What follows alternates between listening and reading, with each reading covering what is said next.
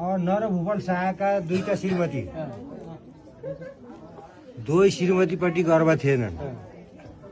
अब गोरखनाथ बाबाले अब यसलाई आशीर्वाद दिनु पर्यो भन्ने ठानेर ऊ अलिकति अपवित्र थियो नरभूपाल शाह, यसलाई आशीर्वाद दिनु पर्यो भनेर कौशल्या त खाना पसिन तयार हुने, राजा हात धुन गयो बाहिर, उहाँले खाना पसिनु भयो, थालमा राख्नुभयो, जे छ राख्नुभयो, उहाँले राखि पनि सक्नुभयो, खाना थालमा पनि सकियो, थाल जित्तो छ।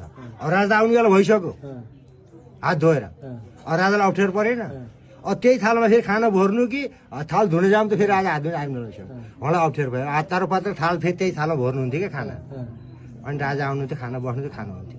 जुठो थाल चोको थाल खाएको थाहा हुँदैन, आज त्यही थालमा खानुभयो। आज रानीले मलाई जुठो थालमा खाछिन् है, मलाई थाहा छ। त्यो खाए चाहिँ कसले त भन्दैछ अच्छा त्यो दिनै खानुभयो।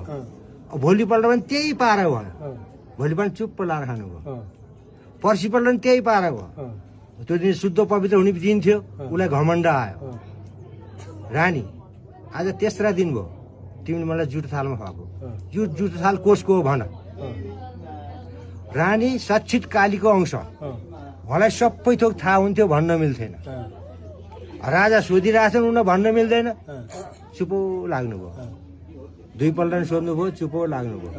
तीनपल्ट सोधे, चुपो लागेपछि रानी अब भन्ने भए भन न, त्यसलाई फाँसी दिन्छु भनेपछि आकाश बाणी भयो। उतिखेर नरभूपाल त अपवित्र थिइस्, तँलाई पवित्र बनाएर मैले तँलाई मेरो दर्शन दिने प्रक्रिया मेरो थियो, तैँले मेरो निन्दा गरिस्, निन्दा गरेको कारणले अब तँलाई आशीर्वाद छैन, अब तेरो छोरालाई मात्रै आशीर्वाद भनेर बाणी भयो। ऊ झल्यास भयो, मैले नकाम गरिस्, गल्ती गरिस् भन्ने हो, त्यति भयो। दुईटा श्रीमती मध्ये पहिला कान्छी श्रीमती सुमित्रापट्टि गएर बस्न गयो।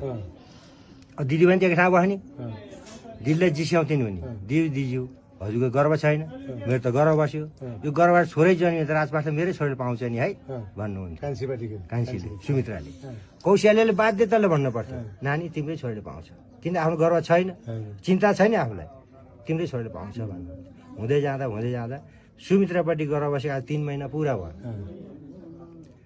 आजको रातमा कौशल्याले सूर्यको किरणै निलेको सपना देख्नु भएछ। उठेर राजालाई कोट्याएर मैले यस्तो सपना देखेँ भन्नुभयो।